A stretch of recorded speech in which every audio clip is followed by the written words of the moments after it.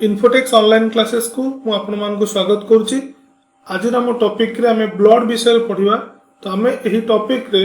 Blood किपरि सृष्टि होउछि, एहा को केते भाग रे विभक्त करा जायछि, एहार फंक्शन विषय पढ़िबा एवं किछिटा डिजीज विषय रे मध्ये पढ़िबा, ब्लड रिलेटेड डिजीज विषय रे। तो सहित एही टॉपिक को नै की प्रकार क्वेश्चंस हम आगु को फेस करबा ता विषय मध्ये हम आलोचना करबा। तो आसन हम टॉपिक को जिबा। तो ब्लड विषय पढ़िया पूर्व कहि रखिया जे हम ब्लड कहिले हम कोन बुझुचे बा ब्लड रो डेफिनेशंस कोन। हमें ब्लड को कोन कहउचे ना, blood is a fluid connective tissue that consist of plasma, blood cells and platelets. तबे देखंतु हम गोटे जिंस देखुचे जे ब्लड को हम कोन कहउचे ना फ्लूइड कनेक्टिव टिश्यू एवं यह किभଳି भाବରେ तयारी हेछि ना प्लाज्मा, ब्लड सेल्स एवं प्लेटलेट्स।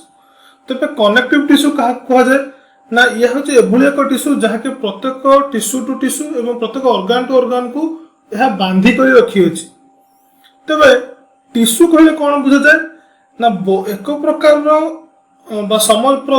सम प्रकार सेल गुड़िक जितेबाला परस्पर मिसी एक प्रकार निर्दिष्ट कार्य कर टिश्यू कहूचे। That means the collection of similar type of cells performing a similar type of task, it creates a tissue. तबे समजातीय बा सम गुण संपन्न कोष गुड़िक परस्पर मिसी टिश्यू करथांती। तबे टिश्यू साधारणतः केते प्रकार ना, ए टिश्यू को हम साधारणतः चारि भाग विभक्त करछे। गोटे एपिथेलियल टिश्यू, गोटे कनेक्टिव टिश्यू, गोटे मस्कुलर टिश्यू एवं अन्यटी नर्वस टिश्यू। तबे हम डे बाय डे समस्त टिश्यू विषय पढ़िबा। तो मन रखतु study about tissue is called as histology. मन रखतु टिश्यू विषय पढ़िया पे हमर कोन कह जाय ना हिस्टोलॉजी, से सेल विषय पढ़िया पे हमर कोन कह जाय साइटोलॉजी। तबे हमर जे टॉपिक हम देखिए कनेक्टिव टिश्यू। ए कनेक्टिव टिश्यू कोन ना, या नाम हम जानि परछे त माने एहा प्रत्येक टिश्यू टू टिश्यू एवं प्रत्येक ऑर्गन टू ऑर्गन को कोन करछे ना बाइंड करके रखुछे, तेनु कर या ना होछ हमर कनेक्टिव टिश्यू। तबे कनेक्टिव टिश्यू हम बॉडी रे केते प्रकार रही अछि। हम बॉडी रे मुख्यतः तीन प्रकार कनेक्टिव टिश्यू हम देखिबा। गोटे होछि कनेक्टिव टिश्यू प्रॉपर, गोटे स्केलेटल टिश्यू एवं अन्यटी फ्लूइड कनेक्टिव टिश्यू। से फ्लूइड कनेक्टिव टिश्यू भीतर ब्लड होछ एक प्रकार फ्लूइड कनेक्टिव टिश्यू, से लिम्फ मध्ये हमर कोन आसीबो ना फ्लूइड कनेक्टिव टिश्यू। तब हम जानि गल जे याको ब्लड होछ गोटे कोन ना, it is a fluid connective tissue. मन रखतु हमर शरीर रे लिक्विड अवस्था बा फ्लूइड अवस्था थिबा कनेक्टिव टिश्यू टिके ना ब्लड। नेक्स्ट जो हमर कोन ना, एहा कहा को नै तयारी ना, प्लाज्मा को नै तयारी, ब्लड सेल को नै तयारी एवं प्लेटलेट को नै तयारी। तबे प्लाज्मा टी कोन ना, हमर जतले कोन से अंग प्रत्यंग कटि जाउछि हम देखुजे जे रक्त तरल अवस्था रे हम शरीर रु बाहरी आसुछि। तबे रक्त जो तरल अवस्था रहया पे जो जिंसटी बा जो उपादानटी ताहाको सहाय्य करूछि ताहा होछि प्लाज्मा। जदि हम ब्लड को हमें जदि सेंट्रीफ्यूज करबा तबे देखिया जे ब्लड तीन भाग रे विभक्त हो जिवो। अपर लेयर रे रहिबो प्लाज्मा, मझी लेयर रे रहि जिवो कोन ना हमर जतक डब्ल्यूबीसी एवं अन्य उपादान उडा रहि जिवो। तळ लेयर रे आसी जिवो हमर कोन ना हमर एरिथ्रोसाइट्स बा आरबीसी आसीबो। एकता हम आगु को पढिबा या परवर्ती स्टेज में पढिबा। तबे जानते तो प्लाज्मा होछि कोन ना, ब्लड को हमर लिक्विड स्टेज रे बा फ्लूइड कंडीशन रखिया पे दाई की होछि ना हमर ब्लड। तो प्लाज्मा तो मन तो ब्लड को फ्लूइड कंडीशन में की रखुछि ना प्लाज्मा। देन ब्लड सेल कहा को जाय जे हम एठुडे काल्पनिक भाव हम तयारी जो एनिमेटेड पिक्चर हम देखुचे जे जो गोटी गोटे छवि हम देखुचे ब्लड रो, याको हम कोन कहउचे ना गोटे सब होचे ब्लड सेल। जदि ए ब्लड सेल को हम माइक्रोस्कोप तले देखिबा तबे देखिया जे ब्लड सेल गुडी को कोन ना को ए ब्लड सेल गुडी को बाइकॉनकेव एवं डिस्क लाइक स्ट्रक्चर। मन तंदु याको हम कोन कहउचे ना, यह ए ब्लड सेल गुडी को हम किभଳି भाବରେ देखा जिवो ना बाइकॉनकेव एवं डिस्क लाइक। त माने यह सर्कुलर प्लेट टाइप रो देखा जिवो एवं बाइकॉनकेव। ए बाइकॉनकेव रो मींस करते ब्लड को हम दुई भाग रे काटी दबा तो ब्लड रो गोटे सेक्शन को हम देखिया या एही भली मझी पोर्शन यार खालुआ टाइप रहिबो एवं यह गोलाकार रहितबो। ए जो खाली पोर्शन के हम देखुचे बा ए जो टिके दबिला स्टेज देखा जे हम कोन कहउचे ना, blood is A biconcave structure. तो हम यदि हाजमोला टैबलेट अपन देखिथिबे तो हाजमोला टैबलेट रो जेभली मझी पोर्शन टिके दबी के रहि छै, ब्लड सेल टी प्राय ठीक सेही भली देखिया को होइथे। आ गोटे इंपोर्टेंट कथा मन रखतु हम कहूचे जे रक्तटी हम देखिया पे का कोन ना रेड कलर। जदि ब्लड सेल आम गोटे ब्लड सेल को देखा तेज यह संपूर्ण रूपे रेड आमको देखा जाए ना किंतु जो बहुत गुड़े ब्लड सेल एकाठी आम देखुचे ब्लड आम शरीर निर्गत होते आमको कौन देखा जाऊँगी ना रेड कलर देखा तेज रेड कलर देखा जाए पछे गोटे उपादान दायी से हूँ कि ना हेमोग्लोबिन। तो मन रखु आम रक्त को लाल कलर कर दायी हूँ किए ना हेमोग्लोबिन। ये हेमोग्लोबिन टी दुईट उपादान को नहीं तैयारी गोटे हूँ हेमो और अन्यटी हूँ ग्लोब्युलिन। ये हेम हूँ कौन ना एक आयरन को बुझाऊला बेले ग्लोब्युलिन हूँ कौन ना एक प्रकार प्रोटीन को बुझे थाए। तेज ये हेमोग्लोबिन जो सब्सटेंस टी देखुचे हेमोग्लोबिन सब्सटेंसेस लगे आम ब्लड रो कलर कौन रोचे ना रेड कलर रोचे। तेज आम आगे को पढ़ा तो आम जानले ब्लड सेल क्या कहे ना माइक्रोस्कोप तले देखा यह गोटे गोटे डिस्क लाइक बाइकनकेव स्ट्रक्चर हम देखा ये गोटे गोटे जो स्ट्रक्चर देखुचे आम कहे ब्लड सेल। तो बहुत गुटे ब्लड सेल आम देख जो गोटे जगह देखुचे ये को आम कौन कहे ना कहे ब्लड कनेक्टिव टिश्यू कहे ब्लड सेल्स कहे सहित आउ गोटे कौ जिन देखुचे ना प्लेटलेट। देखो ये गोटे बहुत उपादायी सब्सटेंस आम बॉडी में देखुचे ब्लड सहित थाए जहाँकि आम शरीर कौन से अंग प्रत्यंग कटि जाऊँगी सेटा रक्त झरण जो झरुची रक्त जो निर्गत होती बंद कर सब मुख्य उपादान काम किए करता है ना प्लेटलेट। मन रखो आम शरीर में ब्लड क्लटिंग बा ब्लड को जमाट बांधिबारे साहाय्य किए करता है प्लेटलेट। ये तो आम ब्लड गोटे सिंपल डेफिनेशन तो कौन कहले जे blood is a fluid connective tissue that consist of plasma blood cells and platelets. ताले हम कनेक्टिव टिश्यू विषय कौन जानिले ब्लड हूँ क्यों प्रकार कनेक्टिव टिश्यू ना फ्लूइड कनेक्टिव टिश्यू यह प्लाज्मा ब्लड सेल और प्लेटलेट्स को नहीं तैयारी होती। एथर सुन देखिए जे ब्लड रो काम कौन फंक्शन कौन। तो बर्तमान सुन देखिए ब्लड रो फंक्शन कौन ब्लड कि प्रकार काम करता है आम जाचे आम शरीर प्रत्येक कोष और प्रत्येक टिश्यू मान पाख अर्गान मान पाख ऑक्सीजन ट्रांसपोर्ट किए करता है ब्लड। तसहित आम जो खाद्य पदार्थ खाऊे तादर जो न्यूट्रिएंट्स बाहर खाद्य सार बाहर ट्रांसपोर्ट किए करता है ब्लड। यह दुईट सब इंपोर्टाट कार्य मन रखता गोटे ऑक्सीजन ट्रांसपोर्ट और अन्य न्यूट्रिएंट्स। सहित आम बॉडी टेम्परेचर मेंटेन करवा आम रोग प्रतिरोधक शक्ति आम जो डिफेन्स मेकानिजम भली विभिन्न प्रकार इन्फेक्शन बचा ब्लड कार्य करते हैं किंतु मन रखता मुख्य फंक्शन होती कौन ना ऑक्सीजन ट्रांसपोर्ट और न्यूट्रिएंट्स। तसहित आउ कौन कार्य करता है ना यह आम शरीर जिते सब वर्ज्य वस्तु तथा कार्बन डाइऑक्साइड हो कि जिते सब वेस्ट प्रोडक्ट्स हो नाइट्रोजनस वेस्ट प्रोडक्ट्स हो या सब किए निर्गत करता है ना ब्लड। ब्लड उभय जिते ऑक्सीजन और न्यूट्रिएंट्स को ट्रांसपोर्ट करता है सही समय कार्बन डाइऑक्साइड और वेस्ट प्रोडक्ट्स को आम बॉडी से निर्गत कर आनी थाए। एथर सुन देखा जे ब्लड टी क्यों जगह उत्पत्ति होती है ब्लड किभली सृष्टि होती। आम जदि ब्लड कथा विचार करिया जाने ब्लड क्यों सृष्टि होता है ना ब्लड बोन मैरो सृष्टि होता है। तेबे जदि कौन से आम बोन को काटिदेबा तेज देखिया जे बोन मझी पोर्सन में किछि अर्ध कठिन बा आमर किछि सॉफ्ट मटेरियल्स आम टिश्यूज गुड़ाक देखा ये सॉफ्ट मटेरियल टिश्यू गुड़िक आम कौन कहे ना बोन मैरो बोली आम कहे कौन कहे ना बोन मैरो बोली आम कहे।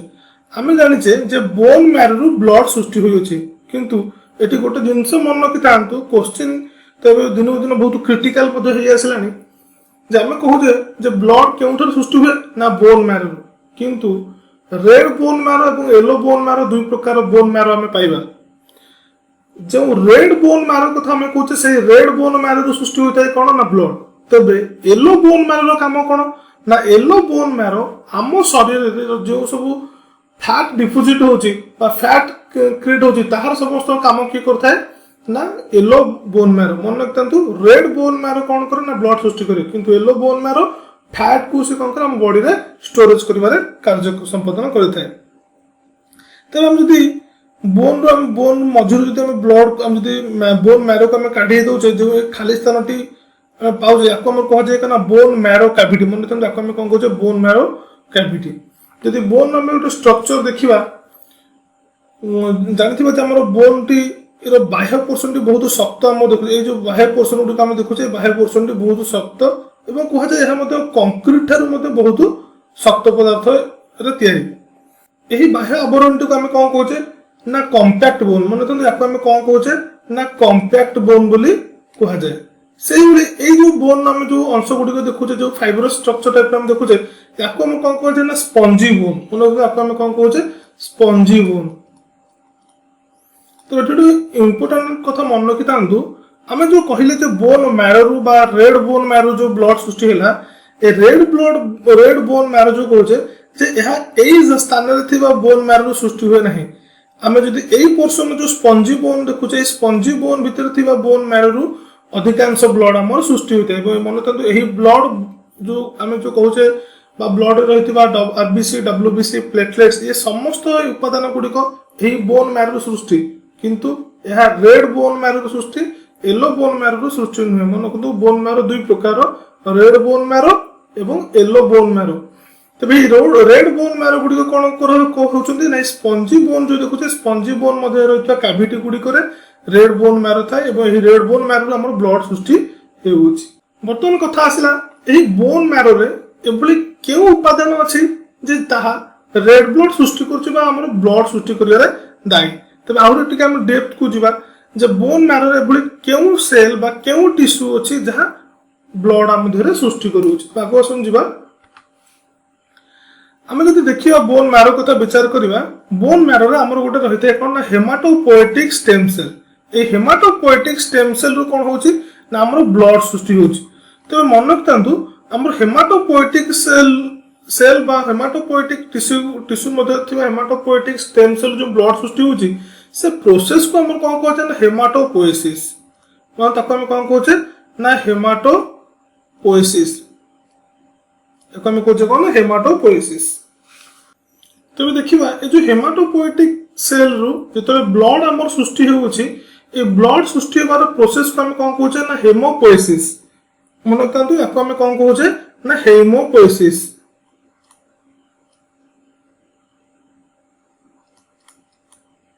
याको आम कौन कहले ना हेमोपोएसिस। ताले हेमोपोएसिस कौन ना बोन मैरो बा हेमाटोपोएटिक स्टेम सेल रु ब्लड सृष्टि होबार प्रोसेस को हम कौन कहबा हेमोपोएसिस। तो हम जानले जे हमर ब्लड सृष्टि होउछ कोठरो ना बोन मैरो एवं बोन मैरो थिबा हेमाटोपोएटिक टिश्यू बा हेमाटोपोएटिक स्टेम सेल सृष्टि। तबे जेतबेले कोनसे एक मां पेटरे बा एम्ब्रियो स्टेज रे कोनसे बेबी थाए से समय से एम्ब्रियो स्टेज रे जो शिशुटीर ब्लड केउठे सृष्टि होता है ना लिवर। मन तो इंपोर्टेंट जिनस जे एम्ब्रियो स्टेज रे गोटे शिशुर ब्लड केउठे सृष्टि होता है ना लिवर सृष्टि होता है। तो सहित स्प्लीन मध्य सृष्टि हुए किंतु हम आंसर लिखा कौन ना लिवर सृष्टि होता है। एथरा सुंदर आम देखा जे ब्लड रो कंपोजिशन बा ब्लड के उपादान को नहीं सृष्टि हुई अछि। ब्लड मुख्यतः दुई प्रकार जिनस को नहीं तैयारी हुई अछि। गोटे पार्ट हो प्लाज्मा एवं अन्य हो फॉर्म सेल और कॉर्पोसेल्स। तबे ब्लड रो जो आम फ्लूइड पार्ट देखुचे ताहा होछि कि ना प्लाज्मा एवं सॉलिड पार्ट देखुचे कि हमर फॉर्म सेल्स और कॉर्पोसेल्स। तो फॉर्म सेल्स बा कॉर्पोसेल्स जो होछि हमर कोन ना ब्लड रो सॉलिड पार्ट एवं एहा होछि हमर कोन ना फ्लूइड पार्ट। तबे जदि हम विचार करिया फॉर्म सेल कथा को हम काहे कहूचे ना एहा संपूर्ण रूप के सेल नुहे काहे कि ना एहार कोनसे न्यूक्लियस नाही। बात हम जो देखुचे cell organelles mitochondria ribosome endoplasmic reticulum एभली सेल ऑर्गेनेल्स मध्ये एथरे देखिया को मिलंदी नाही। तेनु गुरी हम कहूचे it's a form cell but not it's not a completely cell. जदि हमें विचार करिया जदि हमें कैमेल किंबा लामा कथा विचार करिया से दुईटी जीवों को शरीर रे थिबा आरबीसी रे हमें न्यूक्लियस पाइबा किंतु अन्य को ह्यूमन ब्लड रो आरबीसी रे हमर कोन करथाय ना कोनोसी न्यूक्लियस ही न थाय। मन तंतु आरबीसी रे कोन नथिबा हमर ना न्यूक्लियस हमर रहिबो नाही। किंतु जदि हमें कैमेल कथा विचार करिया एवं लामा कथा विचार करिया तबे से दुईटी जीवों को शरीर थिबा ब्लड रे हमें न्यूक्लियस पाइबा। एथरा सुन देखिए हमर प्लाज्मा विषय कितना इंपोर्टेंट जिंस हमें आलोचना करिया। हमर शरीर रे जति ब्लड रही अछि ताहार 52% टू 62% होछि कोन ना प्लाज्मा किंतु को एवरेजली हम देखो विचार करिया केते होछि हमर ना 55%। माने कि मोस्ट of the questions हमर केता से the percentage of plasma in human body is 55%। किंतु यह समस्त शरीर रे समान हुए केतक जगह 52% हला बेले केतक जगह 62% ऑफ प्लाज्मा था। किंतु हमरो आरबीसी ठारू बा ब्लड सेल्स ठारू अधिक कौन रहिबा हमर प्लाज्मा काहे ना प्लाज्मा देहरे ब्लड सेल गुड़िक भासिकी थांती जदि हम देखिया कौन सी वेन भीतर देखिया तबे ब्लड सेल गुड़िक सब कौन होतिबे ना प्लाज्मा फ्लूइड देहरे माने कहछन सस्पेंडेड हे कहछन बा भासिकी कहछन माने ट्रांसपोर्ट ब्लड को ट्रांसपोर्ट करे पे सहायक के होते है प्लाज्मा तेरे प्लाज्मा को हम कौन करला it is the fluid part. Next तबे ही प्लाज्मा रे वाटर कंसंट्रेशन केते थाए बा वाटर परसेंटेज केते ना 90 to 92% होची कोन ना वाटर कंसंट्रेशन थाए। तो एथरा सुन देखिबा जे एहार डेंसिटी केते ना एहार डेंसिटी होची प्लाज्मा रो डेंसिटी हम शरीर केते केते ना 1.025 ग्राम पर ml होइथला बेले ब्लड रो डेंसिटी केते ना 1.024 ग्राम पर ml तले माने तो प्लाज्मा रो डेंसिटी केते ना 1.025 ग्राम पर मिलीलीटर। अन्य एक इंपोर्टेंट पॉइंट मधे मन रखतांतु आम यदि प्लाज्मार स्टोरेज आम देखा प्लाज्मा को केते वर्ष पर्यंत स्टोर कर रखिपर लाइफ स्पान कथा विचार करवा आम प्लाज्मा को प्राय 10 इयर्स पर्यंत आम कौन कर स्टोर करके रखिपर। तब प्लाज्मा टी आम जनरली पाइबा क्यों उपादान पाऊँ कि भाव में पाइपर ना आम जदि कौन सी ब्लड को आम एक टेस्ट ट्यूब नहीं रखुचे सेंट्रीफ्यूज करवा तबे सेंट्रीफ्यूज कलापर कौन हुए ना अपर पार्ट रे हमर कोन आसी जो स्ट्रॉ कलर फ्लूइड आसी ताको हम देखिया प्लाज्मा एवं मिडिल स्टेज रे जो स्टफी मटेरियल्स हम देखु जो व्हाइट कलर देखु जो याको हम कहू डब्ल्यूबीसी बनेनो ब्लड पार्टिकल्स हम पाइबा एवं एठा जो रेड अति गाढ़ रेड व ब्लैक कलर हम सब्सटेंस देखु ये होचे हम पे कोन ना एरिथ्रोसाइट्स बा आरबीसी मन करंतु या होचे हमर कोन हम पे कोन ना प्लाज्मा एटा हला हम पे डब्ल्यूबीसी एवं ये होचे हम पे आरबीसी। तबे ए जो प्लाज्मा टिके हम देखुचे यह आम शरीर मुख्यतः काम कौन करता है ना आम शरीर में विभिन्न प्रकार न्यूट्रिएंट्स को ट्रांसपोर्ट कला सहित अन्य को सब इंपोर्टेंट काम होची कौन ना आम शरीर जिते सब वेस्ट प्रोडक्ट्स रोची से वेस्ट प्रोडक्ट्स गुड को ट्रांसपोर्ट मध्य किए करता है ना प्लाज्मा। एथर सब देखियो आमे जे हमर प्लाज्मा देहरे केउ केउ सब्सटेंसेस सब रही अछंती प्लाज्मा देहरे हमर कोन होछंती ना विभिन्न प्रकार गैसेस रहउची वाटर रोचे तो सहित आसना न्यूट्रिएंट्स नाइट्रोजनस वेस्टेज तो सहित आसना अमीनो एसिड्स इलेक्ट्रोलाइट्स एवं प्रोटीन।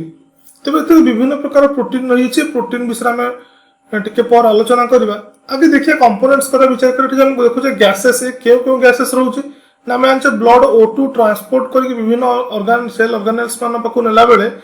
यह पुणी ट्रांसपोर्ट कर कौन आणुची ना CO2 O2 यह विभिन्न ऑर्गन पाखक पहुंचाई था एवं CO2 को कौन करता है ना यह रिसीव करके पुणी हम शरीर रू ट्रांसपोर्ट करके नहीं आसी था। नेक्स्ट वाटर हम पढ़िले जे प्लाज्मा देर हमर केते परसेंटेज वाटर होची ना 92% ऑफ वाटर होची कोन ना प्लाज्मा रे। नेक्स्ट होची न्यूट्रिएंट्स आमे जते सब खाद्य सार पाउछ विभिन्न प्रकार खाद्य ताहा मध्ये हम ट्रांसपोर्ट करूछु कि ना प्लाज्मा तन प्लाज्मा रे मध्ये हम कोन पाइबा ना विभिन्न प्रकार न्यूट्रिएंट्स हम पाइ परिबा। तो सहित आम जो देखुचे नाइट्रोजनस वेस्टेज देखुचे नाइट्रोजनस वेस्टेज गुड़िक भितर किए आसबे ना यूरिया यूरिक एसिड एमोनिया यही सब सब्सटेंस गुड़िक आम कौन पाइपर ना प्लाज्मा रे पाइबा। तेबे यह सी कौन करता है ना आम बॉडी रो विभिन्न पार्ट रु संग्रह करता है और यह लिवर को ट्रांसपोर्ट करता है कारण लिवर पाखे यह रिसाइकल हम बा रिचेक हम और तापर यह आम विभिन्न प्रकार एक्सक्रीटरी सिस्टम द्वारा बॉडी रु यह बाहर को चली जाए। बाकी आम एठी आउ गोटे जिन देखुचे कौन इलेक्ट्रोलाइट्स इलेक्ट्रोलाइट्स मध्य कौन कौन आम पाइपर ना इलेक्ट्रोलाइट्स विभिन्न प्रकार इनऑर्गेनिक सॉल्ट्स पाइपर क्लोराइड्स पाइपर बाइकार्बोनेट्स पाइपर फॉस्फेट पाइपर सोडियम पाइपर पोटासियम पाइबा कैल्शियम पाइबा और मैग्नीशियम पाइबा तो सहित आयरन पाइबा। तबे इलेक्ट्रोलाइट्स से बहुत गुड़े उपादान एथरे पाइपर तो आम जानिले जे प्लाज्मा वाटर 90 to 92% ऑफ कौन होचे वाटर रोचे। बर्तमान ये बाकी जो मैं देखुचे nutrients nitrogenous wastage amino acids और इलेक्ट्रोलाइट्स यह समुदाय आसता है केते परसेंटेज ना 2% आसता है। तब जो प्रोटीन कथा में विचार करवा एथरे प्रोटीन हमर केते रहिता है ना 6 to 7% आसछि हमर कोन ना प्रोटीन मन रखंतु प्लाज्मा दे जो प्रोटीन हम देखुचे से प्रोटीन हमर केते परसेंटेज आसो ना 6 to 7% ऑफ प्रोटीन। तबे प्रोटीन मुख्यतः हम एथरे केउ केउ प्रोटीन सब देखिबा को पाइबा ना एथरे हम मुख्यतः प्रोटीन हिसाब रे प्रथम देखुचे काहाकू ना एल्बुमिन ग्लोबुलिन एवं फाइब्रिनोजेन मन रखंतु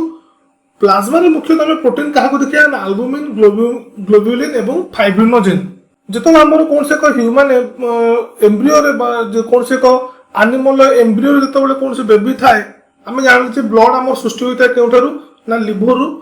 से यदि प्रोटीन कथा विचार करिया ब्लड प्रोटीन प्रथम आम कौन सृष्टि होता है आल्बुमिन और ग्लोब्युलिन सृष्टि होता है ये दुईटी प्रोटीन प्रथम आम सृष्टि होता है फाइब्रिनोजेन सृष्टि हो न था कहूँ गले चले कहीं आम से फाइब्रिनोजेन आवश्यकता न था फाइब्रिनोजेन मुख्य काम है कौन ब्लड क्लटिंग होबार आमको सहयोग करता है तेज प्रथम दुईटी प्रोटीन आम किए सृष्टि होता है आल्बुमिन और ग्लोब्युलिन एठी आल्बुमिन काम कौन ये आल्बुमिन काम कौन ना ये आम बॉडी ब्लड कौन करता है ना ऑस्मोटिक बैलेंस मेंटेन करता है मतलब आल्बुमिन काम हो कौन यह आम बॉडी रे बा ब्लड रे ऑस्मोटिक बैलेंस को मेंटेन करता है ग्लोब्युलिन रे काम हो कौन डिफेंस मैकेनिज्म हमर ये काम करता है कि ना ग्लोब्युलिन डिफेंस मैकेनिज्म काम कला आल्बुमिन कौन करता है ना ऑस्मोटिक बैलेंस को मेंटेन करता है यदि क्वेश्चन आसे which protein maintains osmotic balance then it is albumin एवं मन रखते आल्बुमिन एवं ग्लोब्युलिन प्रथम दुईटी ब्लड प्रोटीन जहाँकि प्रथम एम्ब्रियो स्टेज रे हमर सृष्टि हो जाय थाए तो सहित ग्लोब्युलिन मध्ये कौन करता है ना विभिन्न प्रकार एंटीबॉडीज को मध्ये हम बॉडी रे सृष्टि करता है बर्तमान विचार करें फाइब्रिनोजेन प्रोटीन ये फाइब्रिनोजेन प्रोटीन सहित आउ दुईटी प्रोटीन आम देखा पाइबा से दुईटी प्रोटीन होचंदी कि हमर ना थ्रोम्बिन एवं प्रोथ्रोम्बिन ए प्रोथ्रोम्बिन जो प्रोटीन आम कहूचे ए प्रोथ्रोम्बिन थ्रोम्बिन एवं फाइब्रिन ए प्रोथ्रोम्बिन टी एक ग्लाइकोप्रोटीन जहाँकि लिवर रे प्रोड्यूस होता है एवं यह कौन होता है ना थ्रोम्बिन ने कन्वर्ट हो जाता है केतबेले ना गोटे फैक्टर एक्स बा प्रोथ्रोम्बिनेज प्रोसेस रे यह केउतरे कन्वर्ट हो जाए ना थ्रोम्बिन ने कन्वर्ट होता है मन रखता प्रोथ्रोम्बिन टी ग्लाइकोप्रोटीन यह थ्रोम्बोसिस प्रक्रिया बा फैक्टर एक्स रो प्रेजेंस रे थ्रोम्बिन ने कन्वर्ट होता है एही थ्रोम्बिन टी फाइब्रिनोजेन सहित रिएक्ट करके फाइब्रिन ने कन्वर्ट करे एवं एही फाइब्रिन टी कौन करे ना आम जो जगह कौन भेन कि कौन बॉडी ऑर्गन गुड़िक रप्चर कर जाए कौन कारण कटि जाए तेज यही कटा स्थान में प्रथम कौन होता है ना प्लेटलेट डिपोजिट होता है और यहाँ परवर्त समय आसी फाइब्रिनोजेन फाइब्रिन्स गुड़िक डिपोजिट होकर रिपेयर कर देते जहाँफल ब्लड आम फ्रीली फ्लो करें तेज यही जो फाइब्रिनोजेन आम प्रोटीन देखुचे ये फाइब्रिनोजेन प्रोटीन मुख्य कम हूँ कौन ना आम शरीर में जितेबाला कौन सी रक्त क्षरण हुए कौन सी खंडिया कि कौन सी भेन रप्चर हो जाए रिपेयरिंग कर कम किए करता है ना फाइब्रिनोजेन प्रोटीन बर्तमान कौन आसला ना मन रखते थ्रोम्बिन वार्ड सहित एक डिजीज आम रिलेटेड अच्छी या कहे थ्रोम्बोसिस डिजीज कहे ये थ्रोम्बोसिस डिजीज मुख्यतः केवल देखा जदि आम थ्रोम्बिन कथा कहे जे थ्रोम्बिन काम है कौन ना यह प्रोथ्रोम्बिनेज प्रोसेस रे थ्रोम्बिन ने कन्वर्ट होउची एवं थ्रोम्बिन टी फाइब्रिनोजेन को फाइब्रिन ने कन्वर्ट करछि जहाँकि हम ब्लड क्लॉट करियारे साहाय्य करता माने मोटा मोटी भाव ये समस्त प्रोटीन कर काम होला कोन हम शरीर में ब्लड को क्लॉट करिवा क्लॉट करियारे ये हमको हेल्प करता है जदि ब्लड को क्लॉट करछि तबे हम शरीर मध्य ब्लड को ब्लड काहे क्लॉट हेउ नाही ताको हम पर आलोचना करिवा तबे आगे देखिबा जे जदि ब्लड क्लॉट होला तले हम शरीर में किभली प्रकार विपत्ति सृष्टि करिवो आम ये जो पिक्चर जो जिनसा देखुचे जे यह एक प्रकार कौन अच्छी ना शिरा गुड़िक को देखिपे पूरा क्लीयरली भिजिबल आमको होची आम यहाँ प्राय लोक मान शरीर में किसी लोक शरीर देखी एभली समस्या जो लोक शरीर सृष्टि होता है से शरीर में कौन यही पोर्सन में बहुत गुड़े से पेन फिल करती तो ये प्रोब्लेम कौन है ना ये जो सरु भेन आम देखुचे सरु भेन गुड़िक ब्लड कौन है क्लॉट हो ब्लड क्लॉट आरंभ हुए केमी ना ब्लड भेन भर ब्लड फ्लो हो कौन से कारण से थ्रोम्बोसिस प्रक्रिया होती तेज थ्रोम्बोसिस प्रक्रिया कौन ब्लड धीरे धीरे क्लॉट होगा गोटे गोटे जगह लगे ब्लड क्लॉट होगा कालक्रम कहते हैं भेन को धीरे धीरे चोक कर देते हैं ब्लड ठीक से फ्लो हो पाए ना कालक्रम यह आमको विजिबल होता है तेज यही डिजीज को आम कौन कहे ना थ्रोम्बोसिस कहते मन रखता जिते बॉडी इंटरनल पार्ट रे कौन सी भेन रे ब्लड डिपोजिट हो ब्लड सर्कुलेट होनी ब्लड क्लॉट हो कहे थ्रोम्बोसिस कहते ये जो थ्रोम्बोसिस जो पिक्चर देखुचे यह एक प्रकार थ्रोम्बोसिस एवं यह अन्य एक प्रकार थ्रोम्बोसिस तेज यह जो थ्रोम्बोसिस देखुचे यह हूँ एक्सट्रीम स्टेज याको आम कहे ना स्पाइडर थ्रोम्बोसिस, याको आम कौन कहे ना स्पाइडर थ्रोम्बोसिस कहे, याको आम कौन कहे ना डीबीटी कहे। डीबीटी फुल फॉर्म कौन ना deep vein thrombosis. DBT full form कौन डीप भेन थ्रोम्बोसिस। ये कौन है बड़ बड़ आर्टरी गुड़ाक बड़ बड़ भेन गुड़ी को सी कौन कर धीरे धीरे चोक कर देती, छोट छोट माइन्यूट भेन गुड़ी को सी कौन कर शिरा प्रशिरा गुड़ी को चोक कर लगी। यह कालक्रमे कौन हम जदि आम सठिक समय ट्रिटमेंट न करुचे, भविष्य में हार्ट सहित जड़ित थी भाइटाल भेन गुड़ी को चोक करे, तेज परवर्ती समय आम हार्ट अटैक बड़ भूमिका ग्रहण कर। तेज डिजीज टी क्यूरेबल और चाहिए इजिली क्योर कर दे पारिबा। तेज आसतु हम देखा यही ब्लड रही जो प्लाज्मा प्लाज्मा रही जो प्रोटीन,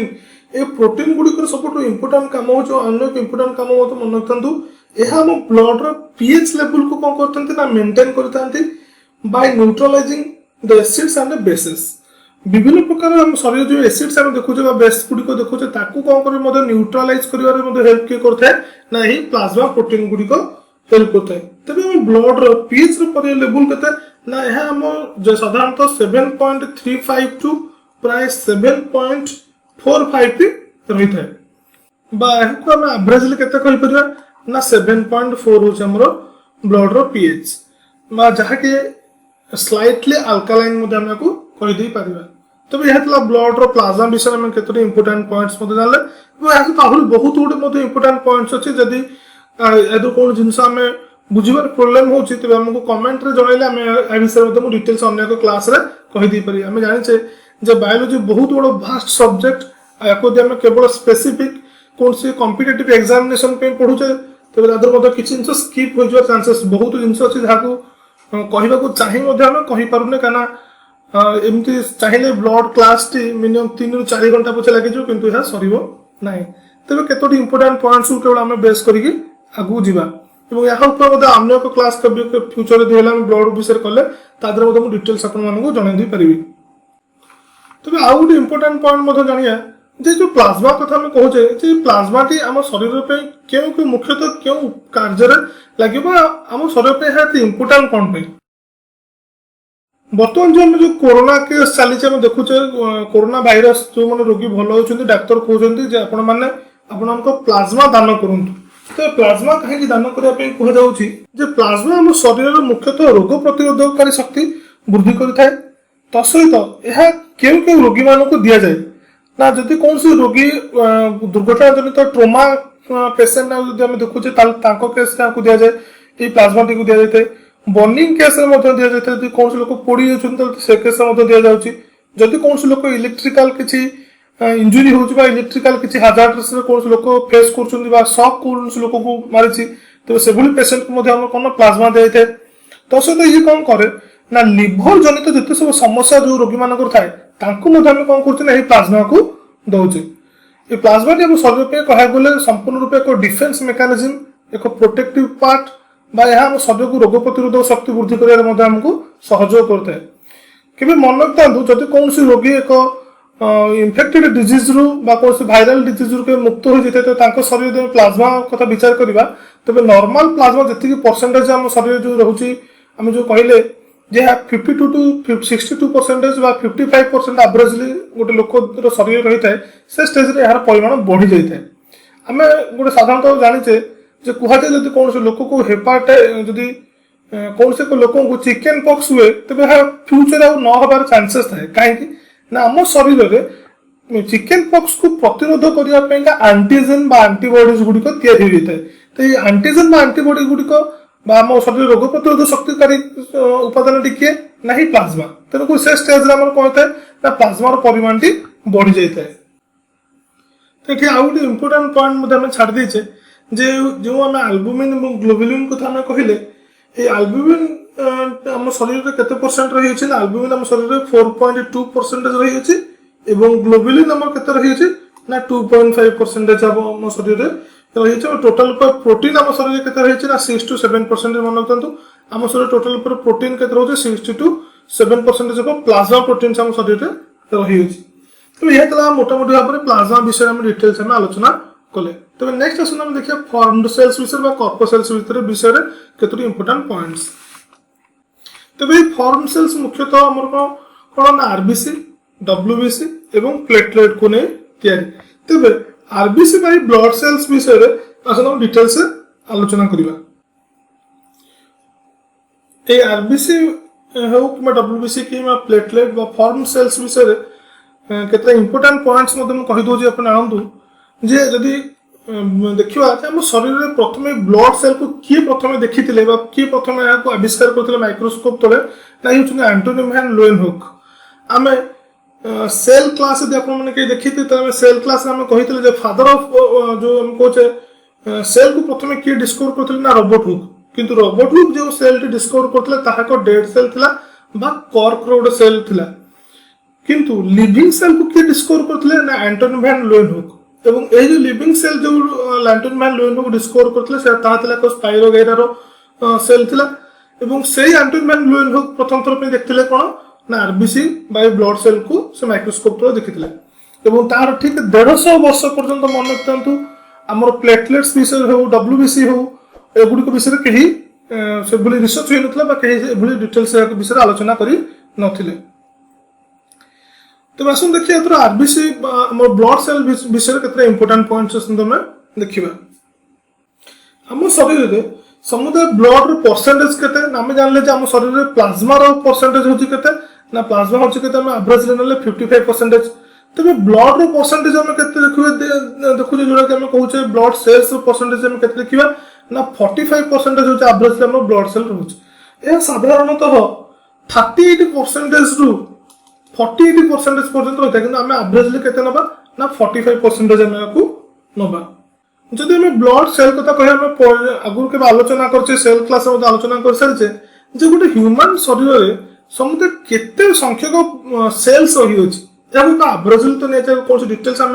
तो कहीं गणि परिबे नाही तबे तो एवरेजली कह जाउची केते ना 75 ट्रिलियन होची कोन हम शरीर रे अछि कोन ना हमर सेल्स माने तो गोटे ह्यूमन सेल ह्यूमन बॉडी रे 75 ट्रिलियन कोन होची ना सेल्स ता मध्यरु 1/3 होची कोन हमरो ना ब्लड सेल मतलब तदरु 1/3 होची को ब्लड सेल बा हम को केते परसेंटेज बोली विचार करिया ना 25 ट्रिलियन तबे हम ह्यूमन बॉडी रे सेल संख्या केते ना 75 ट्रिलियन ब्लड सेल केते तदरु ना 1/3 बा 25 ट्रिलियन होची को हमरो ना ब्लड सेल्स में पाइबा एही ब्लड सेल को पुनश्च कोन कराई छी ना तीन भाग रे विभक्त कराई छी आसन देखियो से तीन भाग रे विभक्त कराला परे कोन कोन क्यों भाग रे हम को विभक्त करिसे तबे ब्लड सेल को हम तीन भाग रे विभक्त करछे जोटो होचे आरबीसी डब्ल्यूबीसी एवं अन्यটো होचे प्लेटलेट आरबीसी को हम कोन कहूचे ना एरिथ्रोसाइट डब्ल्यूबीसी को हम कहूचे ल्यूकोसाइट एवं प्लेटलेट को हम कोन कहूचे थ्रोम्बोसाइट तबे ए साइट वाटी समस्त को पेका समान होचे तबे साइट रो अर्थ होचे कोन ना सेल तबे हम आरबीसी के जो एरिथ्रोसाइट्स बोली कहूचे से एरिथ्रो रो अर्थ होचे कोन रेड डब्ल्यूबीसी के हम कहूचे कोन ना ल्यूकोसाइट ल्यूकोसाइट साइट में जो ल्यूको होचे ताको कहचे हमर व्हाइट एवं थ्रोम्बोर अन्य ना होचे कोन ना क्लॉटिंग बा जहा कि हमर रक्त को थका बा रक्त को जमाट बांधिया रे सहायता करता है तबे तो आसुन हम आरबीसी बा एरिथ्रोसाइट्स विषय केतरा इंपोर्टेंट पॉइंट्स हम आलोचना करबा एतर आरबीसी कथा भी हम कहूचे जे आरबीसी के हमर केउठर सृष्टि होचे हम जानिचे जे रेड बोन मैरो मन रखतंतु आरबीसी हमर केउठर सृष्टि होचे ना रेड बोन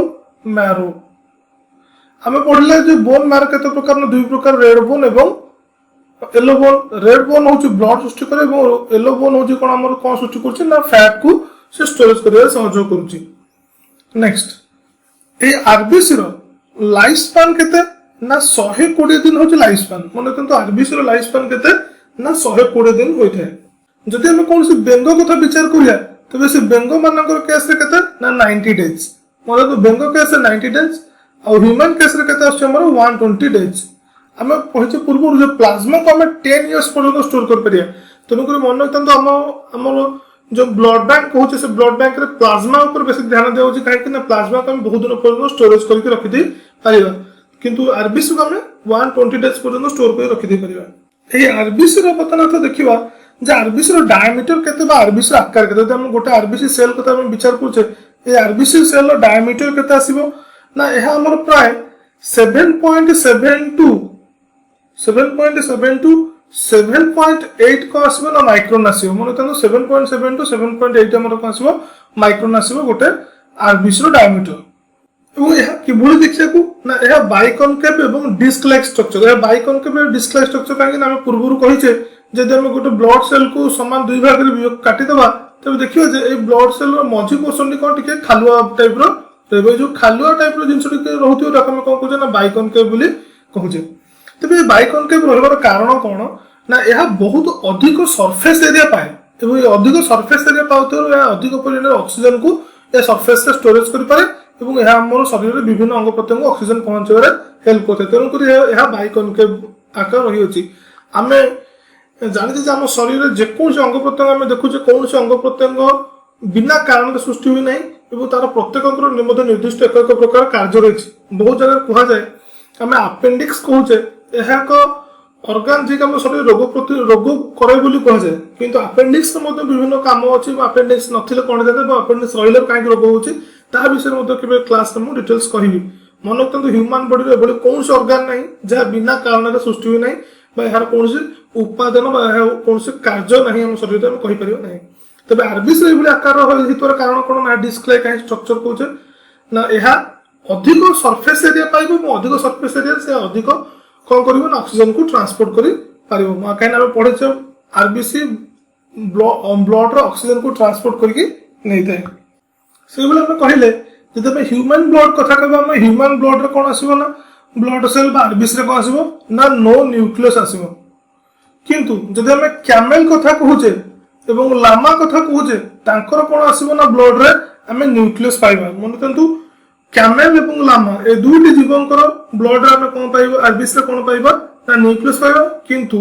ଯେତେ ସବୁ ମାମାଲ୍ସ ଆମେ ଦେଖୁଛେ ଇନକ୍ଲୁଡିଂ ହ୍ୟୁମାନ ତାଙ୍କର ବ୍ଲଡରେ ଆରବିସିରେ ନ୍ୟୁକ୍ଲିୟସ୍ ନଥାଏ ତେବେ ଆମେ ଜାଣିଲେ ଯେ ଆମ ଶରୀରରେ ରହିଥିବା ଆରବିସିର ଆକାର କେତେ ନା 7.7 ଟୁ 7.2 ମାଇକ୍ରୋନ୍ ଏହା ଥିଲା ଗୋଟେ ଆଭରେଜ ଗୋଟେ ଇମ୍ପୋର୍ଟାଣ୍ଟ ଲେଭେଲ ଜିନିଷ ଆମେ ନେଲେ ଯଦି କୁହାଯିବ ସେଭଳି ସବୁଠାରୁ ଛୋଟ ଆରବିସି କେଉଁ ଜୀବମାନଙ୍କ ଦେହରେ ଦେଖାଯାଇଥାଏ ବା କେଉଁ ଜୀବ ଦେହରେ ଦେଖାଯାଇଥାଏ ମନେ ରଖନ୍ତୁ ସବୁଠାରୁ ଛୋଟ ଆରବିସି ଆମେ କେଉଁଟା ଦେଖୁଛେ ନା ମସ୍କ ଡିଅର ଏକ ପ୍ରକାରର ହରିଣ ଆମେ ଦେଖୁଛେ ମସ୍କ ଡିଅର ବୋଲି ଆମର କୁହାଯାଉଛି ଏହି ମସ୍କ ଡିଅର ଆରବିସିର ଆକାର କେତେ ଆମର ଆସିବ ନା ଆରବିସିର ଆକାର 2 ମାଇକ୍ରୋନ୍ ଆମର ଆସିବ ମନେ ରଖନ୍ତୁ ମସ୍କ ଡିଅର ଆରବିସି ସବୁଠାରୁ କ୍ଷୁଦ୍ର ହୋଇଥିଲା ବେଳେ ଆମେ ଯଦି ହ୍ୟୁମାନ ବ୍ଲଡର ଆରବିସି କଥା କହିବା ଏହା ଆସୁଛି 7.7 ଟୁ 7.8 ଆମର ରହିଥାଏ ତେବେ ମସ୍କ ଡିଅର ହେଉଛି ସବୁଠାରୁ କ'ଣ ଛୋଟ ଆରବିସି ଏହାର ଆରବିସି ଆକାରରେ ମଧ୍ୟ ବହୁତ ଛୋଟ ଏହା ଥିଲା ଆରବିସିର କେତୋଟି ଇମ୍ପୋର୍ଟାଣ୍ଟ ଜିନିଷ ଆମେ ଆଲୋଚନା କଲେ ବର୍ତ୍ତମାନ ଦେଖିବା ଯେ ଆରବିସି ଆମେ କିଭଳି ଏହାର ସଂଖ୍ୟା କେତେ ଏବଂ ଏହା କେତେ ପରିମାଣ ଆମ ଶରୀରରେ ରହିଅଛି ଆରବିସି ଆମେ ଯଦି ଆମେ ଶରୀର ଆମେ ଯଦି ହ୍ୟୁମାନ ଗୋଟେ ଆଭରେଜ ହ୍ୟୁମାନ କଥା ବିଚାର କରିବା 1 କ୍ୟୁବିକ୍ ମିଲିମିଟର ଭିତରେ 1 କ୍ୟୁବିକ୍ ମିଲିମିଟର ଭିତରେ ଆମର କେତେ ପରିମାଣ ଆସୁଛି ଆମର ଆରବିସି ନା ଏହା 55 ଲକ୍ଷରୁ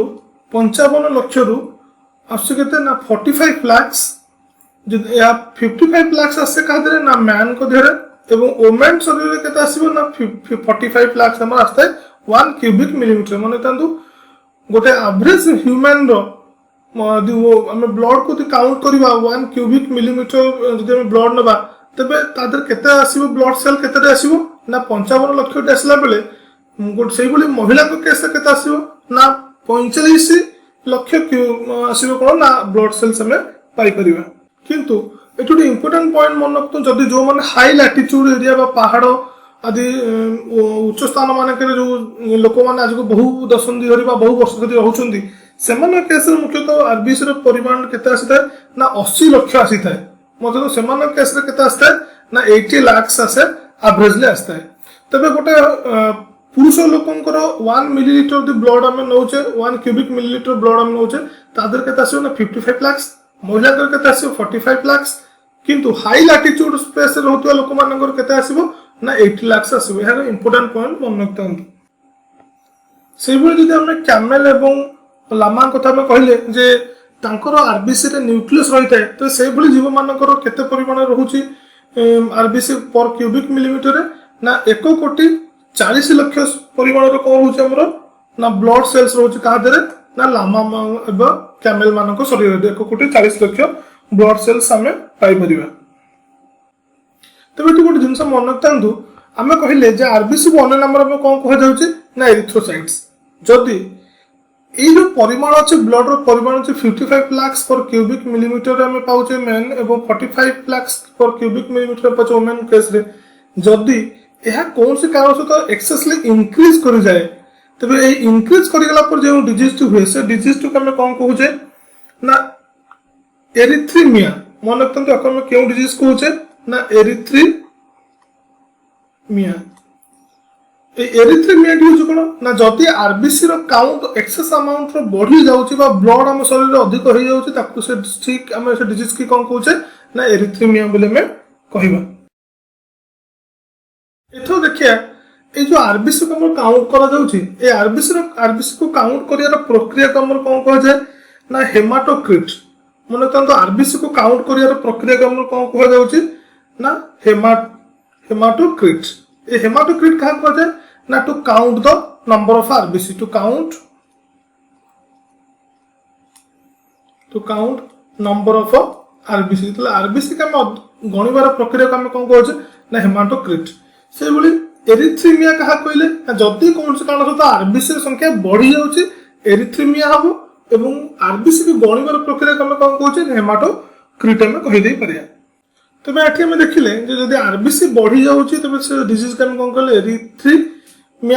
एरिथ्रीमिया बोली कहले। से जदि आरबीसी रो संख्या कमी जाउची तबे से डिजीज का हम कौन कहे ना एरिथ्रोपेनिया बोली हम कहिया। तबे से केस डिजीज का हम कौन कहबा ना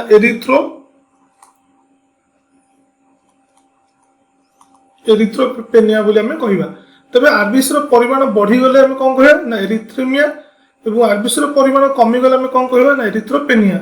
से भली आरबीसी को काउंट करियार प्रक्रिया को हम कौन कहले ना हेमाटोक्रिट। माने तो आरबीसी को काउंट करियार प्रक्रिया को हम कौन कहले हेमाटोक्रिट बोली कहले। एतरो देखिया जे हे आरबीसी रे केउ उपादान रही छै। जे हम आरबीसी को हम काटी दबा बाइसेक्ट करूचे यदि समान दुई भाग में आरबीसी को काटी दबा तबे देखिबा जे आरबीसी भीतर बहुत गुडे हम ए जाली टाइप रो जिंस देखिया पाइबा। या हम कौन कहूचे ना हेमोग्लोबिन बोली कहया। ए सब्सटेंसेस रो नाम हो जे हम कोन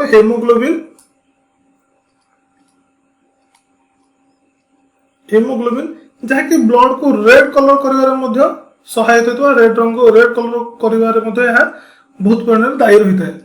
तेज ये हेमोग्लोबिन परिमाण केते ना ये हेमोग्लोबिन टी आम एक गोटे आरबीसी यदि हम देखिए गोटे ब्लड सेल कथा विचार करिया गोटे ब्लड सेल प्राय 200 मिलियंस ऑफ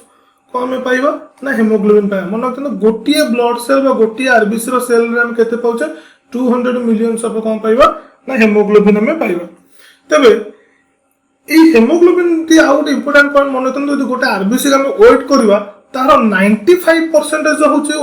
वेटेज के ना ये हेमोग्लोबिन। आरबीसी रो एंटायर वेट हम कहूचे ड्राई वेट जो नबा यार 95% वेट होची के हेमोग्लोबिन। एवं गोटे आरबीसी मध्य हम केते परिमाण हेमोग्लोबिन पाउचे ना प्रायतः 200 मिलियंस ऑफ हम हेमोग्लोबिन हम पाइबा। आ गोटे इंपोर्टेंट पॉइंट मन रखते यह तो हम तो नॉर्मली एसएससी रे ओएसएससी रे भी पढ़ेनी तथापि हम गोटे जिनस जानिथिबा जो माने यदि केमिस्ट्री बैकग्राउंड हमर जो मानकर थिबो से मान पे मधे एक इंपोर्टेंट पॉइंट आसीबारे कि मधे ओपीएससी पे यदि के भी प्रिपेयर है फ्यूचर रे बायोलॉजी का पर रखु ऑप्शन हिसाब रे तबे हा मधे आपन पे गोटे इंपोर्टेंट टॉपिक भी हे पारे। ए ब्लड विषय रे बहुत क्वेश्चंस मन आपन पछारि परिबे। तबे गोटे जिंस देखिबा जे हेमोग्लोबिन ने जो प्रोटीन रहछ से प्रोटीन जदि हम केमिकल को फॉर्मुलेट करबा यार केमिकल फॉर्मुला कि भली भाबे लिखा जीवो ना C712H1130 O245 M214 S2 Fe whole of 4। तबे एही सब सब्सटेंसेस को नहीं हमर कौन कहा होची ना हेमोग्लोबिन बाया होची आरबीसी रो केमिकल फार्मूला। तो एत बड़ फार्मूला केबे तो पड़िबोनी जदि मन रखि देबे तबे एहा मते बहुत भलो हेबो। तो हम जानले जे गोटे आरबीसी मध्य रे जे हम बाइसेक्ट कर दोछु गोटे आरबीसी को तादरे ता मध्य हम 200 मिलियन ऑफ कौन पाइबा ना हेमोग्लोबिन पाइबा। एवं गोटे आरबीसी जति वेट होची तार 95% होची के ना हमर हेमोग्लोबिन। तबे देखिबा जदि आम 100 ml नबा आम कौन ना ब्लड नबा 100 ml आम ब्लड नबा तेज 100 ml ब्लड रे केते परिमाण आम कौन पाइबा हेमोग्लोबिन पाइबा ना यह प्राय 12 टू 16 ग्राम्स ऑफ कौन आसो आम कौन ना 100 ml ऑफ ब्लड रे आम तेज हेमोग्लोबिन परिमाण केते ना 100 ml आसते ना 12-16 ग्राम प्रतिशत पर्यंत यार परिमाण आम पाइपर जदि आम शरीर में कौन से कारणवशतः हेमोग्लोबिन परिमाण कौन ना अधिक परिमाण में बढ़ी जाऊँगी तेज आपको आम कौन कहे पॉलीस्थेमिया बोली कहिबा। तेज आउ गोटे डिजीज आम शुणे प्राय कमनली आम लोक कहते जे ब्लड अभाव हेले ब्लड कमिगले आम शरीर एक प्रकार रोग हुए ताको कौन कहे एनेमिया हुए कि मन रखु ब्लड कमिगले एनेमिया हुएनि ब्लड रे हेमोग्लोबिन कमिगले एनेमिया हुए। तो जानले जदि हेमोग्लोबिन बढ़ीगला आम कहले पॉलीस्थेमिया हम जदि हेमोग्लोबिन कमिगला तेज आम कौन हम एनीमिया हम। तेज हेमोग्लोबिन गोटे फंक्शन मन रखता यह आम शरीर रक्त को शरीर जो रक्त ऑक्सीजन को कैरीज कर साहाय्य करता है किए ना हेमोग्लोबिन। तेज ये से कौन हुए ना हेमोग्लोबिन जो ऑक्सीजन सहित कंबाइन हो जाए से ऑक्सी हेमोग्लोबिन कन्वर्ट हुए एवं यह कौन करे ना ये ऑक्सी हेमोग्लोबिन स्टेज रे ऑक्सीजन को विभिन्न टिश्यू सेल मान पाक ट्रांसपोर्ट कर नहीं थाए। तेज ये एक इंपोर्टाट आउ गोटे टर्मटे मन रखु ताको आम कौन कहे ना हेमोलिसिस। ये हेमोलिसिस कौन ना जिते बड़े आरबीसी कौन गोटे सेल को लेकिन कौन से डिस्टिल वाटर आम रखा सी कौन हम ना यह धीरे धीरे स्वेलअप हम धीरे धीरे फुलवा लगे फुली कौन हम ना स्पेरिकल स्ट्रक्चर नहीं संपूर्ण रूपे एक बॉल टाइप एक गोलाकार स्ट्रक्चर से हो किसी समय पर कौन ना यह धीरे धीरे फुली फाटिजी फाटिगला हेमोग्लोबिन गुड़िक बाहर को बाहरी आसो यही प्रक्रिया कौन कह जाए ना हेमोलिसिस। मन रखु आम आरबीसी को डिस्टिल वाटर जो पकाचे से स्पेरिकल स्ट्रक्चर हो स्पेरिकल स्ट्रक्चर हो धीरे धीरे स्वेलअप हम कालक्रमे ब्रस्ट ब्रस्ट करगला आदि हेमोग्लोबिन बाहर जो जहाँकि आम हेमोग्लोबिन को काउंट कर प्रक्रिया को अवलंबन कर तेबे यही प्रक्रिया को कौन कहे ना हेमोलिसिस बोली आम कही थाए। तेज यह आरबीसी विषय में आलोचना कले तेज आरबीसी काम कौन आम पूर्व अलरेडी कहीदे जे आम बॉडी प्रत्येक सेल और टिश्यू मान पाक ऑक्सीजन और न्यूट्रिएंट्स ट्रांसपोर्ट करता है तसहित कौन करे ना यह आम शरीर कार्बन डाइऑक्साइड और विभिन्न प्रकार नाइट्रोजिनस वेस्टेज गुड़ी कौन करता है रिमूवाल कर हेल्प करता है। तेज यह टोटाल मोटामोटी भाव में कह गला आरबीसी सविशेष तथ्य। एथर आस देखिए आम डब्ल्यूबीसी ल्यूकोसाइट्स विषय में आलोचना करवा। तो डब्ल्यूबीसी ल्यूकोसाइट्स कथा कह आम ल्यूको को कौन कहले ना व्हाइट और साइट्स अर्थ कौन कहले आम ना सेल तेज स्टडी को सेल को कौन कहे ना साइटोलॉजी। तो आसतु ल्यूकोसाइट कथा देखिए तेज ये डब्ल्यूबीसी क्यों सृष्टि होता है डब्ल्यूबीसी कौटू सृष्टि हो ना बोन मैरो तेल क्यों क्यों बोन मैरो ना रेड बोन मैरो। तेज यहाँ डब्ल्यूबीसी व्हाइट ब्लड सेल्स कहीं कह जाए ना यह साधारणतः सेमी ट्रांसपेरेंट टे स्वच्छ आरबीसी तुलना में टे स्वच्छ होता कौन कहे ना डब्ल्यूबीसी कही थाए। आम पूर्व आलोचना कर आरबीसी कौन थाए ना न्यूक्लियस नाला बेले डब्ल्यूबीसी कौन आसो ना न्यूक्लियस मन देखो डब्ल्यूबीसी कौन रहा न्यूक्लियस कह आरबीसी न्यूक्लियस आमर नाला। तो सहित आम आरबीसी आलोचना करते माइट्रोकॉन्ड्रिया गोल्गी कॉम्प्लेक्स राइबोसोम गुड़िक आम पाइबानी किंतु डब्ल्यूबीसी आम माइट्रोकॉन्ड्रिया गोल्गी कॉम्प्लेक्स और अदर सेल ऑर्गेनेल्स देखा पाइबा। ये देखा जे डब्ल्यूबीसी संख्या केते डब्ल्यूबीसी टी प्राय 5300 टी आम कौन देखा पाइबा ना डब्ल्यूबीसी सेल्स आम देखा कौन ना पर क्यूबिक मिलीमीटर जदि ब्लड नबा पर क्यूबिक मिलीमीटर ब्लड रे प्राय 5300 टी आम कौन पाइबा ना डब्ल्यूबीसी सेल्स गुड़िक आम देखा पाइबा। तेबे यार परिमाण केते यार परसेंटेज केते ना 1:600 तमाने 600 आरबीसी रे गोटे डब्ल्यूबीसी के आम पाइबा। तेणुक कह जाए जे डब्ल्यूबीसी जो प्रोपोर्शनेट केते आरबीसी तुलना ना 1:600 बोली आम धरी था। तेबे यदि एवरेज आम देखा गोटे ह्यूमन ब्लड विचार को नवा तेज ह्यूमन ब्लड रे 100 पर 100 ml रे प्राय आम पाइबा केते ना 5000 रु 10000 संख्यक आम कौन पाइबा ना WBC रो सेल्स को आम पाइबा। आम पूर्व कहले जदि कौन से इन्फेक्टियस डिजीज आमको होउची बा संक्रमित जंतु रोग होउची परवर्ती समय में प्लाज्मा रो संख्या को आम काउंट करे प्लाज्मा संख्या बढ़ी जाए से रोग प्रतिरोधक शक्ति जो आम शरीर में उत्पत्ति हुए आम कौन से रोग आम शरीर रिकवरी हो जाऊँगी से समय WBC को काउंट करवा तेज WBC संख्या अधिक आसो। जदि WBC परिमाण आम शरीर जी आवश्यकता अधिक परिमाण बढ़ी जाऊँगी तेज ताकू आम कौन कहुए ना ल्यूकोमिया मन तो आम कौन कहुचे ना ल्यूकीमिया भी आम कहया मतलब ताको में क्यों डिजीज कहया ना ल्यूकीमिया। नेक्स्ट देखिए से जदि हमर ब्लड काउंट रे जब देखा जे WBC रो परिमाण बहुत संख्या रे कमी जाउची तबे से स्टेज रे हम डिजीज के कोन कहबा ना ल्यूकोपेनिया में कहबा। तबे जनरली हमर WBC रो परिमाण केते रहला दरकार ना 5000 पर क्यूबिक मिलीमीटर हम कोन पाया ना पर क्यूबिक मिलीमीटर रे देखिया केते ना 5000 टी WBC रो सेल्स हमको एवरेजली जदि मिलुची तबे हम जानिया जे हम शरीर रे कोन से डिजीज ल्यूकोमिया हो कि ल्यूकोपेनिया एभली डिजीज किछि नाही हम जानि परिबा।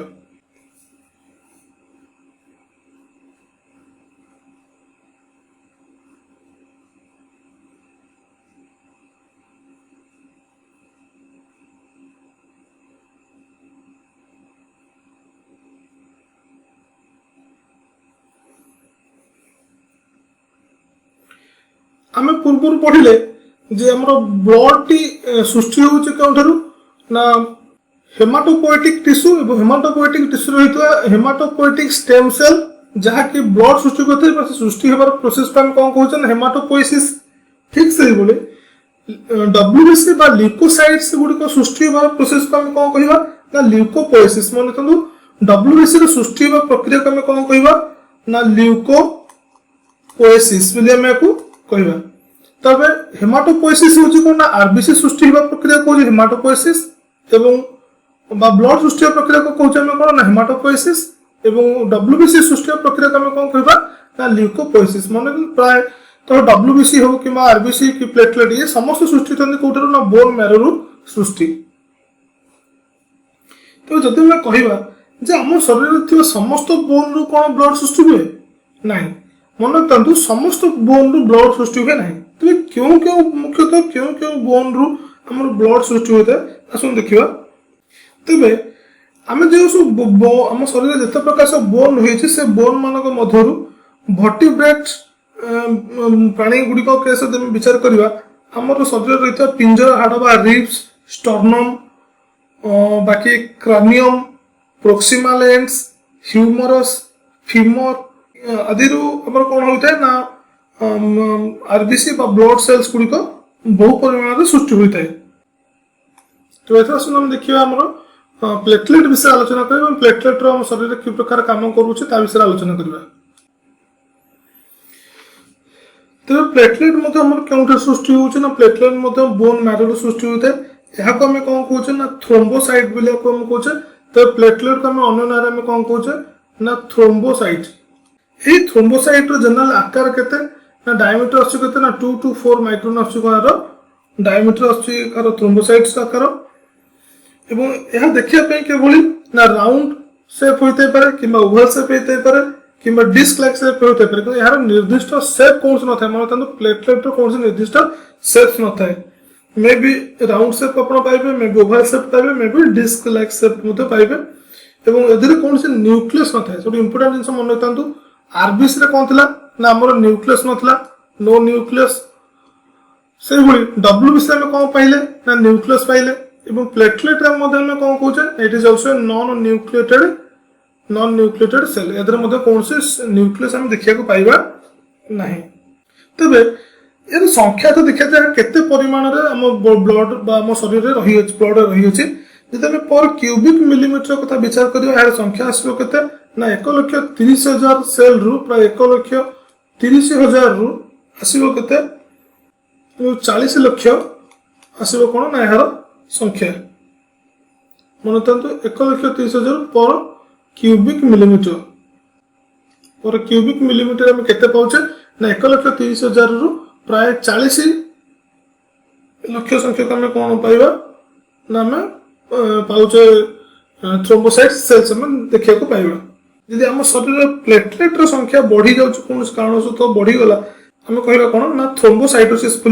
आम कह से जदि कौन कारणवशत प्लेटलेट कमी जाऊँगी से केस कौन कहवा ना थ्रोम्बोसाइटोपेनिया। मन रखता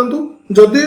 प्लेटलेट संख्या बढ़ी जाऊँगी तेज आम कहे थ्रोम्बोसाइटोसिस, जदि प्लेटलेट संख्या कमी जाऊँगी ताको आम कौन कहे ना थ्रोम्बोसाइटोपेनिया बोली आम कहले। एथो देखिया जे यही थ्रोम्बोसाइटोसिस थ्रोम्बोसाइट बा प्लेटलेट रो लाइफ स्पान केते ना यह प्राय 8 रु 10 दिन पर्यंत यह कौन करता है ना आम या स्टोर करी रखी पारे यह लाइफ स्पान हो ना 8 रु 10 डेज पर्यंत यह बची पारे। ये आउ गोटे इंपोर्टाट जिनस मन रखु जदि पड़े जे थ्रोम्बोसाइटोसिस प्लेटलेट काम है कौन ना ब्लड क्लॉट कर साहाय्य करता है। तो से क्लॉट करने जो एंजाइम दायी से एंजाइम रो ना हो कौन ना थ्रोम्बोकाइनेज। तो मन रखता थ्रोम्बोसाइट और प्लेटलेट भितर गोटे एंजाइम रोचे ता ना हो कौन ना थ्रोम्बोकाइनेज। ए थ्रोम्बोकाइनेज कौन करुचे थ्रोम्बोकाइनेज कौन करुचे ना एक एंजाइम जहाँकि ब्लड क्लॉट कर साहाय्य करता है। मन रखता थ्रोम्बोसाइट भितर केउ एंजाइम ब्लड क्लॉट कर साहाय्य करुचे ना थ्रोम्बोकाइनेज होची कौन ना हमरो थ्रोम्बोकाइनेज। तबे यह को जब एवरेजली धरिबा तबे एवरेजली ए थ्रोम्बोसाइट रो संख्या केते हम पाइबा ना 2,50,000 हबो हमर कोन यार एवरेज संख्या। मन तंतु एवरेजली हम याको केते पाइबा 2,50,000 पर क्यूबिक मिलीमीटर हम पर क्यूबिक मिलीमीटर ब्लड हम याको पाइबा।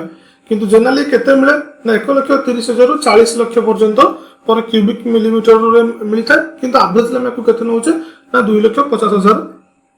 टी सेल आम पाइबा केते पर क्यूबिक मिलीमीटर पाइबा। तबे हम जानिले जे हम शरीर थो ब्लड रो कलर टी कोन होचे ना रेड कलर तले काहा लागि हैला ना हेमोग्लोबिन लागि हैला। तबे जदि विचार करबा हम जे देखिया जे हम ऑक्टोपस देखिया ऑक्टोपस रो ब्लड रो कलर होचे कोन ना ब्लू कलर काहे ना ता ब्लड रे अधिक परिमाण रे कॉपर होइते। हम ब्लड जे बले अधिक परिमाण रे हेमोग्लोबिन रहउचे बा आयरन रहउचे हमर ऑक्टोपस रो ब्लड रो अधिक परिमाण करोचे ना rich in a copper protein which is called as hemocyanin. मन रखतांतु हमर ऑक्टोपस रो ब्लड रे कोन रहइचे ना हेमोसियानिन रहितो ता ब्लड टी कोन आसे ब्लू कलर। आम ब्लड रे कोन रहइचे ना हेमोग्लोबिन रहितो हम ब्लड रो कलर होचे कोन रेड कलर। सेही बोली जब कॉकरोचेस कथा देखिबा असलपा कथा देखिया तांको शरीर ब्लड हमर ब्लड रो कलर कोन आछे हमर ना लाइट येलो कलर आस्ते यह कहा लगे ना हेमोसिल लगे गोटे हेमोसिल एक प्रोटीन अच्छे से हेमोसिल प्रोटीन लगे कौन आसता ना तार ब्लड रो कलर टी लाइट येलो कलर रही है। तबे ये मोटामोटी भाव ब्लड विषय जिनस आम आलोचना कले। तबे मन रखु आम शरीर ब्लड सृष्टि होते जाने आम जदि जहाँ सृष्टि हुए तार एंड थाए स्टार्टिंग जहाँ थाए तार एंडिंग अच्छे। तबे ये सब बाद आरबीसी तो आम जान बोन मैरो तैयारी चली 120 दिन पर आरबीसी डेथ हो जाए आरबीसी नष्ट हो जाए। तेज नष्ट हो जाए कौटी तो मन रखता कह जाए जो birth place of RBC is bone marrow. तो आरबीसी ब्लड रो बर्थ प्लेस होची कोटा ना बोन मैरो। से बोली ग्रेवयार्ड बोली कहा कह जाए ना स्प्लीन की कह जाए। तो ग्रेवयार्ड कहा कह जाए स्प्लीन। तबे स्प्लीन नाम बहुत लोगों धारणा अच्छी जे आरबीसी रो डेथ हो गला पर आरबीसी नष्ट हो गला पर जाके डिपोजिट हो कोटे स्प्लीन रे। एक्चुअली घटनाटा हुए कौन ना आम शरीर जिते सब नाइट्रोजनस वेस्ट प्रोडक्ट हो जिते सब डेड सेल्स हो आरबीसी रो डब्ल्यूबीसी रो प्लेटलेट्स सब डेड सेल्स हो ये सब ब्लड रो प्लाज्मा बाटे प्लाज्मा द्वारा ट्रांसपोर्ट होंदी जीवे कोटे की ना लिवर पाखु जीवे एवं स्प्लीन लिवर एवं स्प्लीन पाखु जीवे। सेठी लिवर कौन करे ना ताकू प्यूरिफाई करने को चेष्टा करे। आम जानी आम शुणुचे जे लिवर कौन करे ना आम शरीर रही जिते सब आंटीबॉडीज हो आंटीबायोटिक्स हो कौन सी जदि इन्फेक्टियस मैटेरियल हो से सब जीव कोठी ना लिवर पाखक लिवर में कौन था ना बिलिरुबिन और बिलिवर्डिन यह ए दुईटी कौन ना सिक्रेट हो जो सब नाइट्रोजनस वेस्ट प्रोडक्ट्स और जहाँ सब खराब तत्व गुड़िक शरीर होता है से कौन सब अब्जर्व करे और एक्सक्रीटरी बाटे एक्सक्रीशन प्रक्रिया बाहर को निर्गत हो जाता है। तबे जो सब खराबी डैमेज ब्लड सेल्स ये सब जाके केउटा डिपोजिट हेबो ना लिवर को जीव लिवर कौन करने नहीं कि स्प्लीन रे फिल्टर कर रखी दी थाए और जहाँ पर कहा जाए जे आरबीसी रो ग्रे बेड होची कोन ना स्प्लीन। तो मैं आगु भी कही जे आम लाइफ साइंस की जो ब्लड जब आम विचार करें लाइफ साइंस गोटे पार्ट को विचार करें 45 मिनिट्स क्लास सेसन सर ना बहुत जिन जोटा कि स्किप करुचे क्योंकि केतना इंपोर्टेंट पॉइंट्स कहूचे जे कहीं स्प्लीन की गला कहीं अन्य प्लेसेस को गलानी तार आम आ विषय भी आलोचना कर दी परिया। और सब इंपोर्टेंट पॉइंट आपण मानक क्वेश्चन कहूची जे आरबीसी रो सेफ्टी कहीं डिस्क लाइक स्ट्रक्चर है कहीं गोल है नहीं आम पढ़ले आम पूर्व कही डिस्क लाइक सेप हबार कारण कौन ना अधिक परिमाण ऑक्सीजन को सी कौन कर ना ट्रांसपोर्ट करने अधिक सरफेस एरिया पाइब। मोर बर्तमान क्वेश्चन है जे यही सेफ्टी हवाई किए दायी बा ब्लड को यही सेप को कन्वर्ट किए करिथाए बा ब्लड कहीं सेप के उपादान लगे बा कहार दायित्व जो ब्लड सेल को यही आकार में सृष्टि करवा यहाँ आपण मैंने मत कमेंट बॉक्स रे जणाइबे। तो एथर आसुन देखिबा जे ब्लड ऊपर केतोटी इंपोर्टेंट पॉइंट्स आसुन आम आलोचना करबा। तबे ताले जे ब्लड हमर सृष्टि होछ कोठो ना बोन मैरो बा birth place of blood is bone marrow एवं तार ग्रे बेड बा तार शेष स्टेज आसी हमर कोठो पहुंचीबो से स्प्लीन ने पहुंचे। So that the question also always repeats the which is called as the gray bed of a blood and it is called as a spleen। तो आसुन हम नेक्स्ट को जीवा कितना इंपोर्टेंट पॉइंट्स हम आलोचना करबा। एतो देखिए जे हम बॉडी रो जते हम बॉडी शरीर बा ह्यूमन बॉडी रो वेट जति अछि तार 8% बा 7 to 8% ऑफ वेट होची कार ना ब्लड रो। सही बोली हम शरीर रे एवरेजली ब्लड परिमाण केते थाए ना 5 to 6 लीटर ब्लड थाए। हम ब्लड रो पीएच वैल्यू केते ना 7.4 बा स्लाइटली अल्कालाइन। तबे हम शरीर रे 5 to 6 लीटर ऑफ ब्लड होते बेले गोटे एवरेज मैन देह रे रहउतला बेले गोटे वुमेन देह रे बा फीमेल शरीर रे केते थाए ना टिक हाफ लीटर टू कम परिमाण रो ब्लड रहिबो का तुलना रे ना मेल को तुलना रे। ब्लड रो मुख्य काम कोन ना it fights infection and regulates temperature. यह इन्फेक्शन एवं हम शरीर रो टेम्परेचर को मध्य नियंत्रण करिथाय। नेक्स्ट तबे ब्लड रो हम शरीर भीतर minimum temperature mean average temperature केते डिग्री थाए ना 38 डिग्री सेल्सियस रहता है हम शरीर मध्य ब्लड रो तापमात्रा। से ब्लड बाहर को कौन से काटी दौचे कौन जीव को देखिए तो ब्लड को हाथ मारे ता सामान्यतम टे उषुम लगी थाए। बर्तमान देखिए जब ब्लड रो विस्कोसिटी केते ना 4.5 to 5.5 टाइम्स ऑफ विस्कोसिटी का तुलना रे अधिक ना वाटर तुलना रे बा पानी तुलना रे हमर ब्लड रो सांद्रता केते आसुची ना 4.5 to 5 टाइम्स अधिक आसबो कोन ना विस्कोसिटी ब्लड रो। द नेक्स्ट आसुन देखिबा कोन ना जता blood in the artery is brighter red than blood in vein. तो ब्लड जतला आर्टरी देहरे प्रवाहित होतो सेतो अधिक ब्राइट रेड देखातला बेले रेड देखा जते कहा तुलना ना वेन तुलना रे काहेकि ना से समय रे तार ऑक्सीजन लेवल कोन थाए ना अधिक संख्या अधिक रहते बा आर्टरी देहरे फ्लो होतो ब्लड रे अधिक परिमाण में ऑक्सीजन रहते जहाँ फल कि तार रंग अधिक ब्राइट रेड देखा देता है। एथर सुन देखिबा जे ब्लड कौन कौन ट्रांसपोर्ट करा हम शरीर रे। ब्लड मुख्यतः हम शरीर कौन कौन ट्रांसपोर्ट करूची ना विभिन्न प्रकार गैसेस जहाँ कि हम कहूँ ऑक्सीजन हो कार्बन डाइऑक्साइड एभली विभिन्न प्रकार गैसेस को हम शरीर में ट्रांसपोर्ट करूची। तो सहित आ कौन ट्रांसपोर्ट करूची ना विभिन्न प्रकार न्यूट्रिएंट्स को ट्रांसपोर्ट करूची जहाँ कि हम विभिन्न प्रकार आम जो खाद्य नली कहूँ जो खाद्य आम डाइजेस्ट हो जो न्यूट्रिएंट्स बाहर ताकू से परिवहन करुच्ची। तो सहित कौन करुच्ची ना आम शरीर जिते सब अदरकारी पदार्थ नाइट्रोजनस वेस्ट प्रोडक्शन जिते सब बाहर ताकू से कौन करुच्ची ना रिमूव कर आम शरीर को कौटी की ना लिवर को नौ सहित कौटी की निए किडनी की निए कहीं आम जाचे जे आम शरीर में ब्लड कौठार छाणी होता है ना किडनी ठारे छाणी होता है। नेक्स्ट आस कौन ना यह शरीर विभिन्न टिश्यू मानक विभिन्न ग्लैंड्स जो हार्मोन्स प्रवाहित होउची ताकू मते से कौन कर ट्रांसपोर्ट करके विभिन्न सेल्स मान पाक विभिन्न टिश्यू मान पाक ट्रांसपोर्ट करके नहीं थाए। आम जाने यह सब आउ गोटे बड़ कम कौन ना आम बॉडी टेम्परेचर को रेगुलेट करता है। तो मन था ब्लड आम शरीर टेम्परेचर को रेगुलेट करता है। ये आउ गोटे पॉइंट आम छाड़ दे मन रखता आम शरीर में जानले जो प्रोटीन प्लाज्मा जो प्रोटीन अच्छे से प्रोटीन गुड़िकर कम है कौन ना ब्लड को क्लॉट कर साहय तेज आम शरीर ब्लड कहीं क्लॉट होनी ना से एक प्रकार प्रोटीन अच्छे से प्रोटीन ना हूँ कौन ना हेपारिन मन रखता हेपारिन गोटे प्रकार प्रोटीन अच्छी जहाँकि ब्लड को क्लॉट होगा दे न था हेपारिन टी के सृष्टि ना लिवर रु सृष्टि होता है